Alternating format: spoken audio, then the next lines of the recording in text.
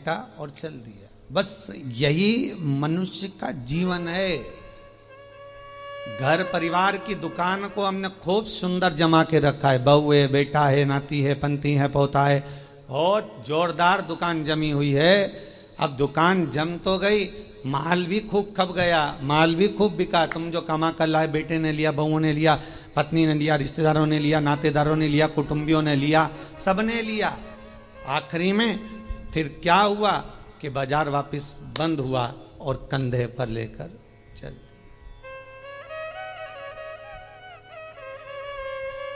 फिर निवेदन करूंगा, तुम दुकान पर बैठकर व्यापार में, व्यवसाय में, नौकरी में, तुम दुकान में जितना बैठकर कमा रहे हो उसका भोग तुम्हारी पत्नी, तुम्हारे बच्चे, बहुएं, पोता पोती, रिश्तेदार, कुटुंबी सब भोगेंगे। पर तुमने जिस तरह से कमाया है उसका भोग तुम्हें अकेले ही भोगना पड़ेगा, कोई दूसरा नहीं भोगेगा।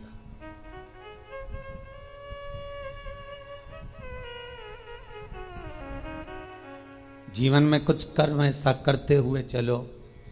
पत्नी कहे जब तुम 2 अगरबत्ती लगाओ, पत्नी कहे जब तुम मंदिर जाओ, उससे अच्छा पहला फर्ज तुम्हारा होना चाहिए, क्योंकि कमाई तुम कर रहे हो। दुकान पर बैठकर झूठ, छल, बेईमानी, प्रपंच, कपट सब काम तुम कर रहे हो। पत्नी ने एक बार भी नहीं बोला कि तुम छल करना, कि बेईमानी करना, कि कपट करना। उसने तो केवल शादी के समय पर 7 भावर ली थी, तब पंडित जी ने किलवा दिया था। पत्नी के 7 वचन में से एक वचन था कि मैं तुम्हारे साथ ब्याह कर जा रही हूं तो मेरा भरण पोषण तुम्हें करना है। पर इतनी सी बात थी। उसके बाद पत्नी ने एक बार भी नहीं कहा कि तुम ढेर सारा कमा कर लेकर आओ। बच्चे कभी नहीं कहते कि पिताजी आप हमारे लिए झूठ बोलो, कपट करो, छल करो, बेईमानी करो। बच्चे कभी नहीं कहेंगे, ना पत्नी कहेगी।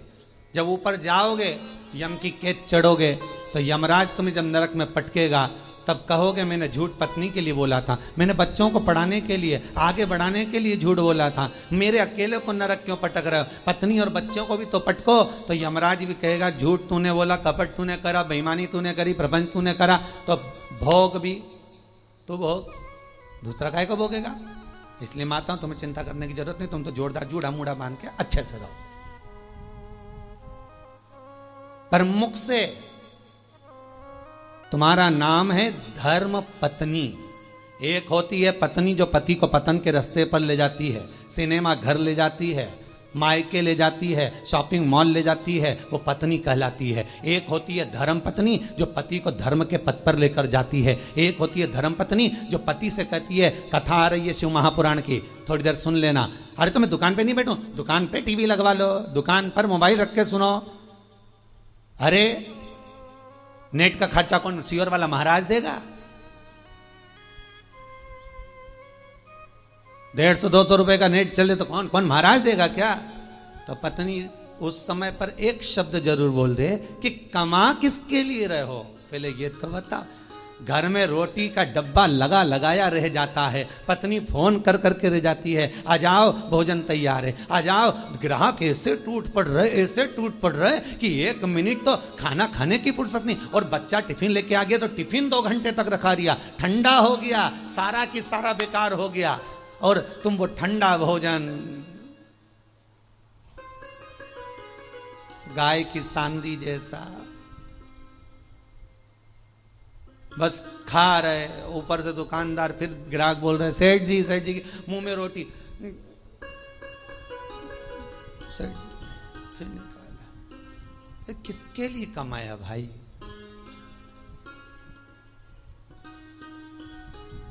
ना राम नाम लीनो तूने भरी जवानी में, तो डूब के मर जा रे चुल्लू भर पानी में।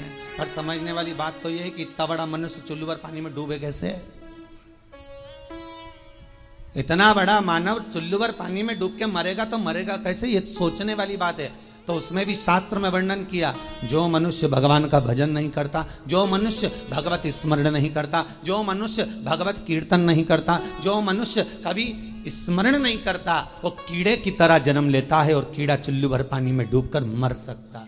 धर्म पत्नी का फर्ज है पति अगर कमा कर तुम्हें ला कर देता है तो तुम्हें चाहिए कि पति से कहो चलो दान करिए, चलो पुण्य करिए, चलो कथा सुनिए, संकीर्तन करिए। ये धर्म पत्नी का फर्ज है।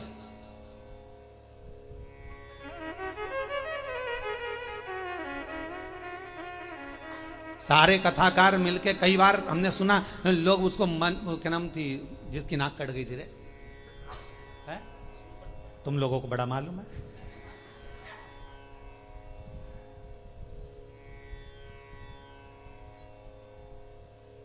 मतलब इतनी फेमस है वो, है? तुम्हें भी मालूम था? कड़ेल जी मालूम था? हाँ, बड़ी फेमस है वो भाई। होना भी चाहिए उसको फेमस, क्यों नहीं होना चाहिए? उसके बराबर दुनिया में कोई भक्त नहीं होगा भगवान का उसके जैसा। आप में से कितने लोग हैं जो भगवान के सामने जाकर कह दे मैं तुमसे शादी करूंगी? जितने लोग यूट्यूब पर कथा सुन रहे, टीवी पर सुन रहे, ईमानदारी से बोल देना किसी ने जाकर भगवान के मंदिर में जाकर कहा हो हे भगवान मैं तुम्हारे साथ शादी करूंगी। तुम तो इंसान हो, वो राक्षसी थी सूर्पणखा जो भगवान के सामने सीधा प्रस्ताव लेकर पहुंच गई कि तुम सम पुरुष न मो सम नारी, इसलिए मैं तुमसे विवाह करना चाहती हूं। भगवान इतने खुश हो गए कि जिंदगी में कहीं की तो मिली जिसने कहा कि तुम्हारे जैसा पुरुष नहीं होगा, मेरे जैसी नारी नहीं होगी। दुनिया समझे तब तो। यहाँ तो जो जाए भगवान के पास में, जरा भगवान दुकान नहीं चल रही, भगवान छोरा दे दो, भगवान बहू दे दो, भगवान ये दे दो। भगवान भी इतना बोर हो जाता कि भगवान ने भगत से कहा एक आध दिन तू आके बैठ जा यहाँ, एक बार आके बैठ जा। होता है एक भगत भगवान के पास पहुंच गया, भगवान सबसे ज्यादा अच्छी जिंदगी तो तुम्हारी है। भगवान ने कहा हमारी काहे की जिंदगी अच्छी, और क्या, बढ़िया चांदी की थाली में पकवान आ रहे, लोग पंखा झेल रहे, एसी का रूम तुम्हारा, सारे मंदिरों देखे क्या ठाट के बने हुए, मार्बल का फर्श, मखमल के गादी तकिया, क्या जोरदार जोरदार सारा ठाट, ऊपर चांदी का छतर लगा, हीरे के जेवरात पहने। भगवान सबसे ज्यादा सुखी तो तुम हो। भगवान ने कहा अगर ऐसा सुख है तो एक काम कर, 24 घंटे के लिए तू हमारी जगह खड़े हो जा, चल आजा। तो क्या उसमें क्या होगा? 24 घंटे का कोई सुख होता? भगवान कहने लगे तू खड़ा तो मैं तेरी जगह चले जाता, तू मेरी जगह चले जा। अब भक्त तो बहुत नाराज तो था ही, उसने कहा ठीक है उतरो नीचे, उतरो। तो भगवान विष्णु और लक्ष्मी का मंदिर था, नारायण और लक्ष्मी का। तो भगवान बोले मैं अकेला जाऊं तो पत्नी को भी लाना पड़ेगा ना, तो पति ने अपनी पत्नी को बुलवा लिया, तू भी आ जा, आज अपन भगवान की जगह खड़े होंगे। भगवान को बाहर बैठो, जाओ मंदिर के बाहर, हम दोनों खड़े। भगवान बोले जैसे हम खड़े वैसे की वैसे खड़े रहना हो, हिलना डुलना नहीं, नहीं तो लोगों को मालूम पड़ गया ना, सोच लेना। हाथ पांव कुछ नहीं हिलना चाहिए, कुछ नहीं हिलेगा, तुम्हारे जैसे ही खड़े रहेंगे बिल्कुल। तो हो जाओ खड़े। भगवान हट गए, उन दोनों को खड़ा कर दिया, धनी लुगाई को, दोनों को, पति पत्नी को। राम जी भगवान नारायण तो आराम से ऐसा हाथ करके खड़े, लक्ष्मी जी वैसा हाथ करके। तो लक्ष्मी जी ऊपर चढ़ी और लक्ष्मी जी ने उसकी पत्नी का हाथ ऐसा करा, ऐसा करिए, मुस्कुरा, क्योंकि भगवान की मूर्ति मुस्कुराती हुई होती है ना। अरे करे कि नहीं करे दर्शन, करते ना, मुस्कुरा। और तुम भी ऐसे खड़े रहो, मुस्कुराते।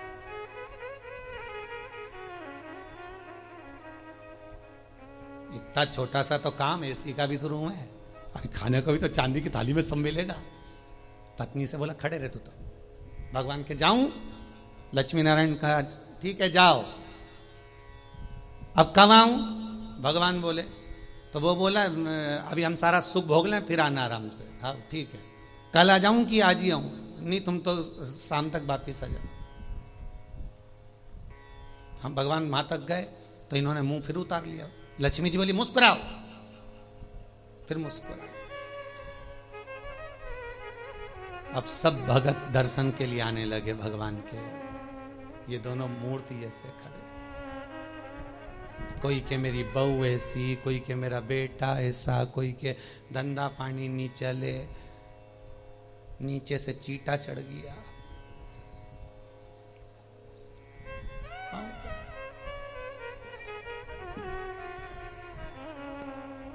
अब नीचे से चीटा चढ़ा तो पत्नी सीधे खड़े रहो, सीधे खड़े रहो,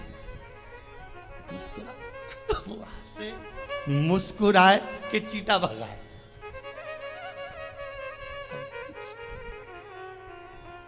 जहां लक्ष्मी जी खड़ी थी वही हाथ लेके मच्छर काटे जा रहा। पति बोले अभी तो मेरे से कह रही थी, मुस्कुरा, मच्छर खा रहा है, मुस्कुरा। तब एक आया भगत, 11 दिए जला गया उनके बिल्कुल पांव के पास।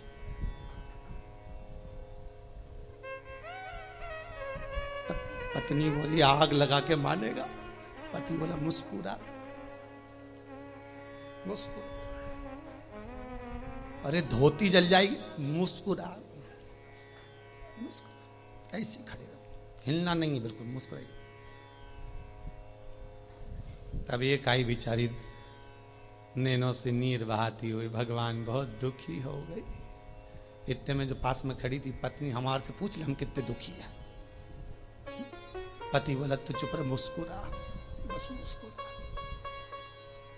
चांदी की थाली में भोजन लग के आया। पति पत्नी के मन में धीरज बंधी। 8 घंटे से खड़े थे। घर पे होते तो चाय भी पी लेते, यहाँ तो कुछ भी नहीं आया।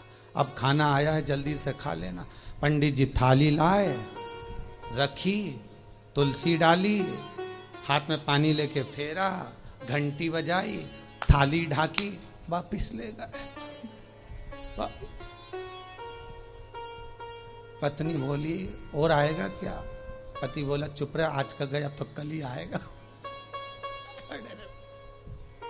खड़े रहे।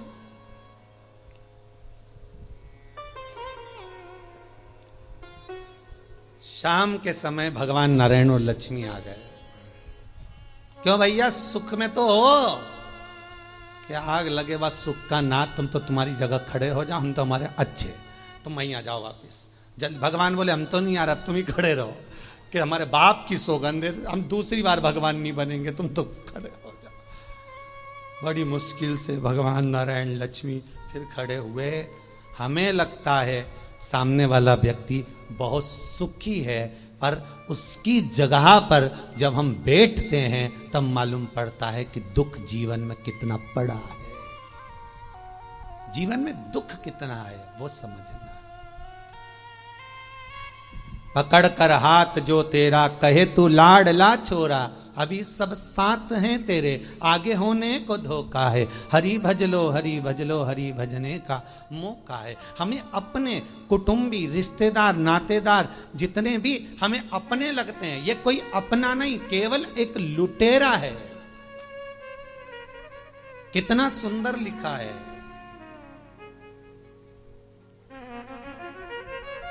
अगर आप लोग कभी गया जी गए होगे पिंडदान करने के लिए,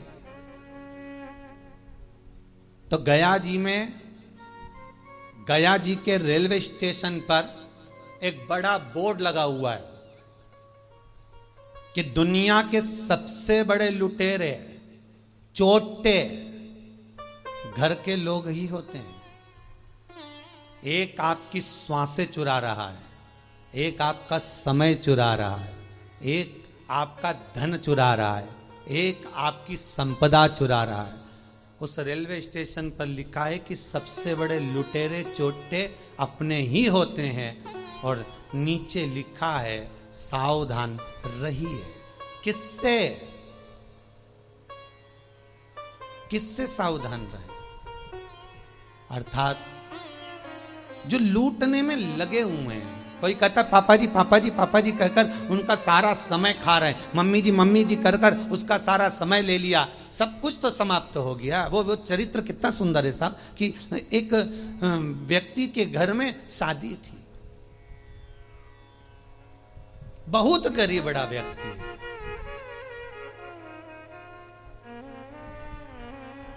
इतना गरीब व्यक्ति, इतना गरीब, और उसके घर में बेटी का ब्याह, धन कुछ नहीं। लड़के वालों से कह दिया सा मैं बहुत गरीब बड़ा हूं, मेरे यहां कुछ भी नहीं है, तो कि बारात आएगी तो उसको कुछ तो दे सकते हो, हमें रकम मत दो, दहेज मत दो, पर कोई आएगा तो उसको कुछ तो दोगे ना खाने को।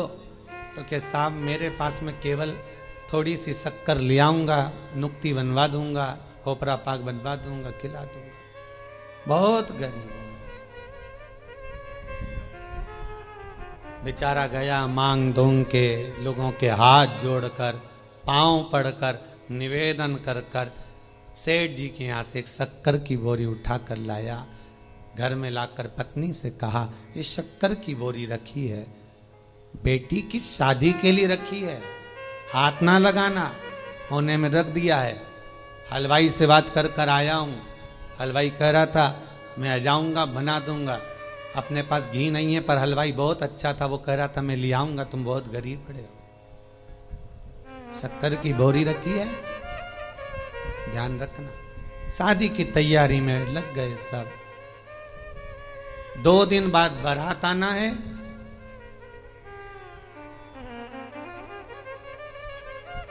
एक दिन पहले हलवाई आ गया। हलवाई ने आवाज लगाया, भैया शक्कर की बोरी लाओ। जब शक्कर की बोरी लेने के लिए गए, जाकर देखा तो वो शक्कर की बोरी केवल खाली पड़ी हुई थी। उस पे किसी बच्चे ने सोया हुआ था, किसी मेहमान का बच्चा, उसने गंदगी कर दी थी।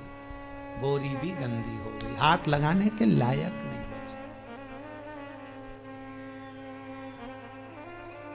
क्या हुआ था इस बोरी में?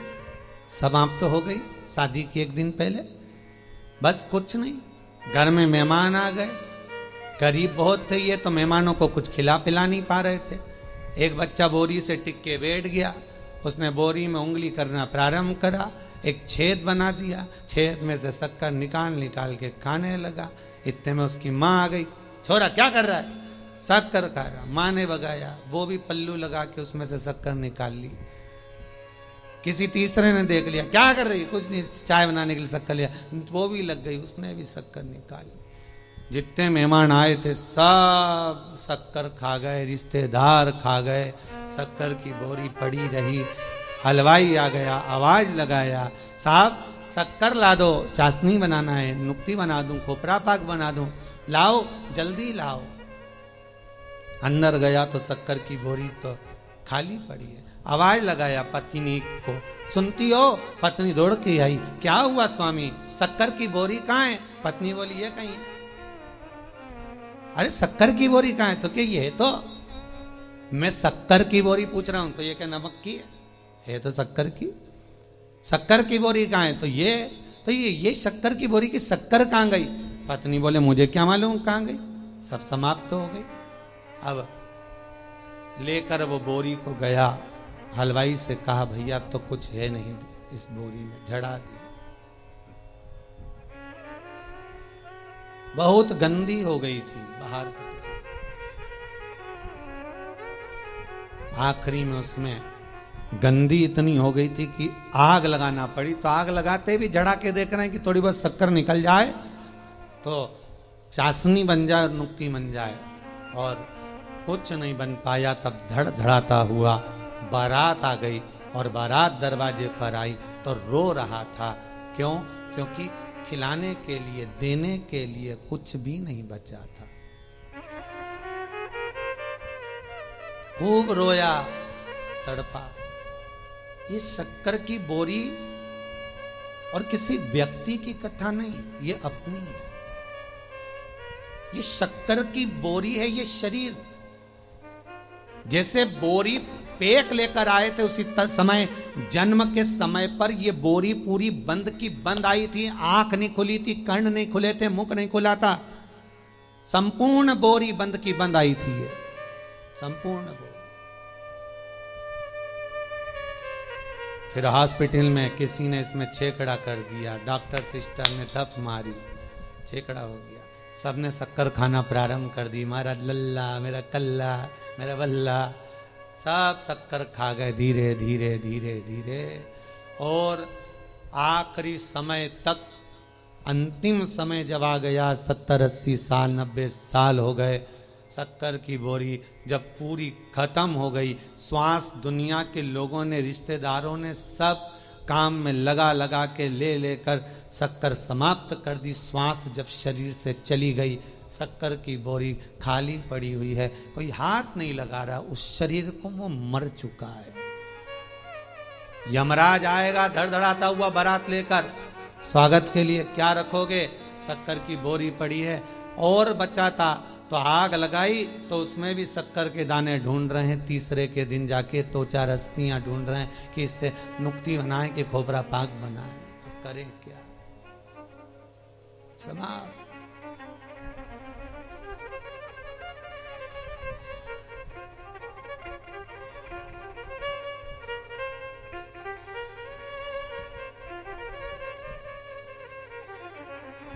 दुनिया के लोगों की एकता अगर देखना है, परिवार के लोगों की एकता अगर देखना है, मोहल्ले और संसार के लोगों की एकता अगर देखना है, तो दो जगह पर देखी जा सकती है। एक, जो व्यक्ति आगे बढ़ रहा है उसको गिराने में, और दूसरा मुर्दे को उठाने में। ये दुनिया के लोगों की एकता, ये दो जगह पर देख सकते हो। अगर कोई व्यक्ति आगे बढ़ रहा है, उन्नति कर रहा है, परिवार का हो चाहे कहीं का भी हो, जब आगे बढ़ता है सारे परिवार के लोग उसका टांग खींचना प्रारंभ कर देते हैं। हाँ वो तो ऐसा है, वो तो वैसा है। सारे कुटुंब के लोग उसके ऊपर उंगलियां उठाना चालू कर देते हैं, उसके ऊपर अपशब्द कहना चालू कर देते हैं, वो तो ऐसा। तो दुनिया के लोगों की एकता दो जगह पर नजर आती है। एक, दुनिया के लोग किसी को गिराने में तुरंत एक हो जाते हैं, किसी की बुराई करने में तुरंत एक हो जाते हैं, और एक, मुर्दे को उठाने में लोग एक हो जाते हैं। भले फिर कहेंगे अरे बेचारा मर गया, बहुत अच्छा था, बहुत अच्छा था, तो कभी उसको राम राम ही कर लेता एक आध बार, जय श्री कृष्णा कर लेता, हर हर महादेव कर लेता। जब मर गया तब कह रहे बहुत अच्छा था।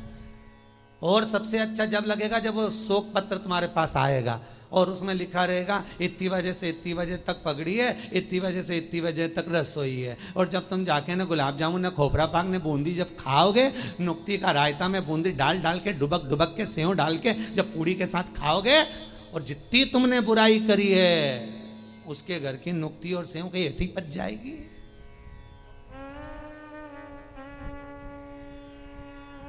ऐसे ही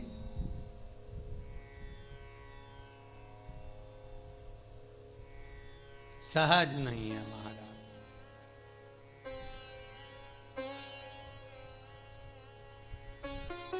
मानव जो है जीवन व्यर्थ है।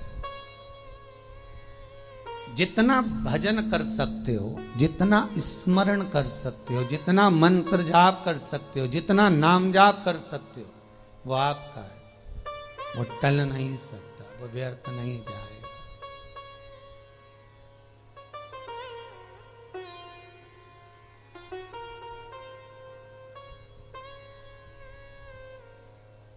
तुम्हारा किया गया भजन, तुम्हारा किया गया कीर्तन और तुम्हारा विश्वास शंकर के प्रति खाली नहीं जा सकता, खाली नहीं जाएगा। विश्वास अगर पूर्ण है तो भगवान मिल जाएगा।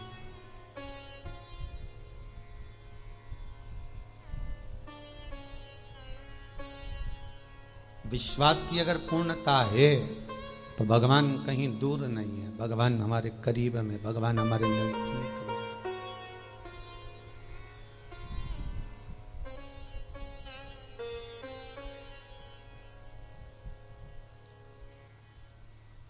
कल गौशाला में हम शाम के समय पर थे, कथा के बाद आप लोग यहाँ कीर्तन कर रहे थे। शाम को एक भोपाल से परिवार आया था, वो थोड़ी देर यहां बैठे फिर गौशाला पर आए।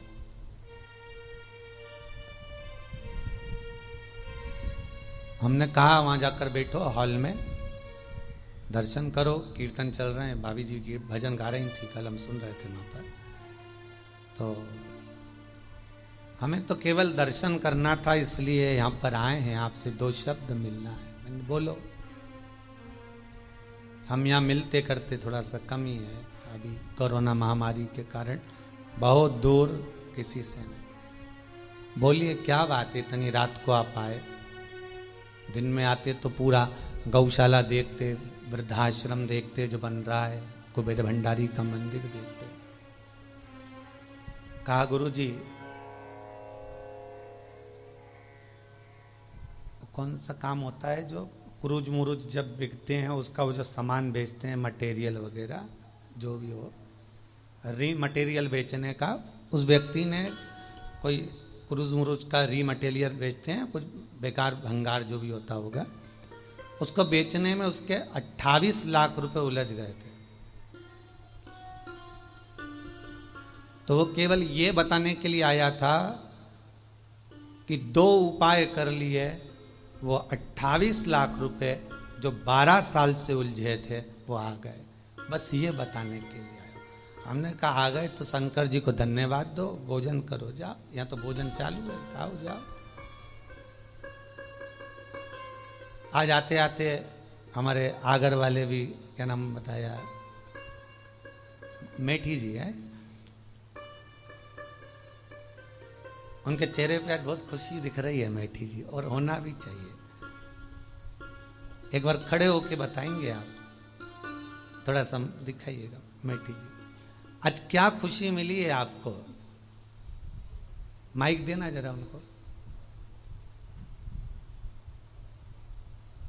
आज उनको बड़ी खुशी मिली है, यहां आकर पांव रखकर आप आए, तो आपको क्या खुशी है कुबेर भंडारी के मंदिर से मिल गई है ऐसी?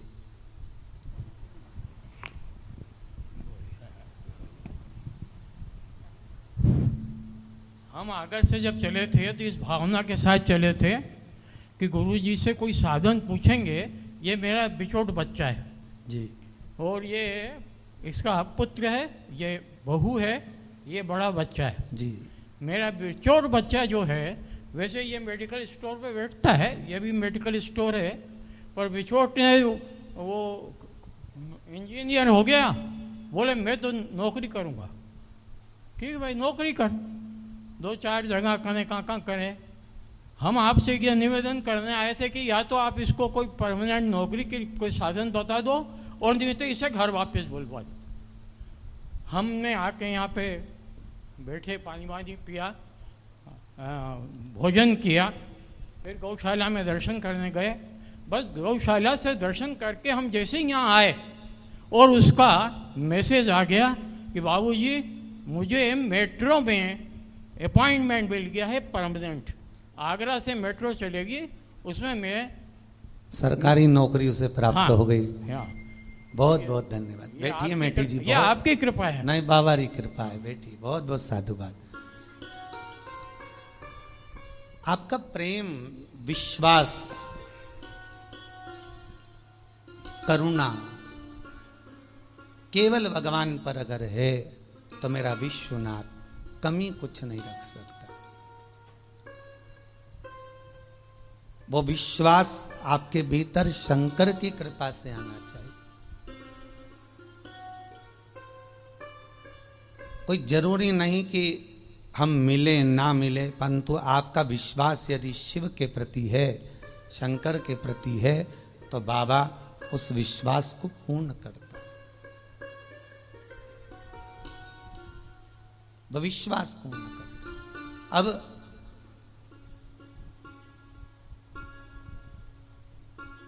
हीरा तो सबके भीतर समाया हुआ है, वो भगवत नाम का हीरा, वो सबके भीतर है। राम नाम, कृष्ण नाम का वो हीरा, ये आत्मा का एक भाव का हीरा। पर काम, लोभ, विषय, वासना, आसक्ति, तृष्णा जो चारों तरफ लपटी हुई है, उसके कारण हम भगवान तक पहुंच नहीं पा रहे।